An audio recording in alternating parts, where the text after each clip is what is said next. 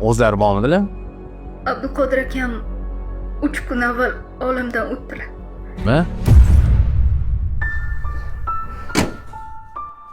Baraka toping. Mana aka, mashina tayyor. Sizni qo'li gul usta deyishgandi. Aytganicha bor ekansiz.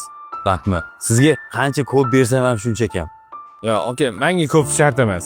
O'zimiz kelishgan pulni berasiz bo'ldi. Usta, shu bir joydan pulim kelish kerak edi. Sal ishlanib qoldi. Shunga sizga hujjatimni bersam, bu pasportim. Ertaga pulni berib olib ketaman.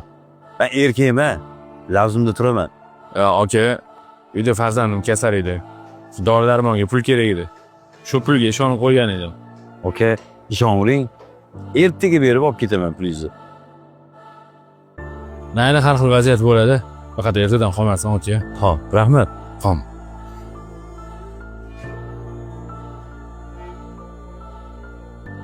Alo. Alo. Assalomu alaykum. Va alaykum assalom. Bu Abduqodir aka nomerlarimi? Ha, O'zlari bormidilar?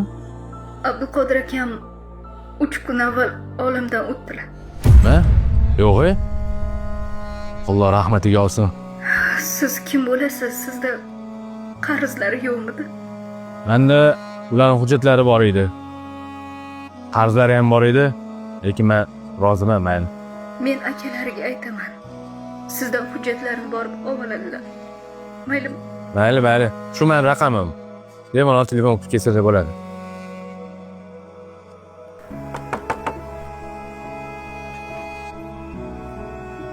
Assalomu alaykum. Va alaykum assalom. Siz? Ha, aka. Men tirikman. Sizni haqqingizni bermaslik uchun o'sha kuni ayolimga meni o'ldi deb aytgan degandim. Lekin harom luqma odamga yo'qmas ekan. Siz tutib bergan mashinada bitta o'g'lim avariya bo'ldi. Hozir ahvoli og'ir. Sizni tushirdim desam, o'g'limni joni bilan tovon to'layman. Mana sizni haqqingiz. Meni kechiring. O'g'lingiz tuzalib ketsa, Faqat mendan rozi bo'ling.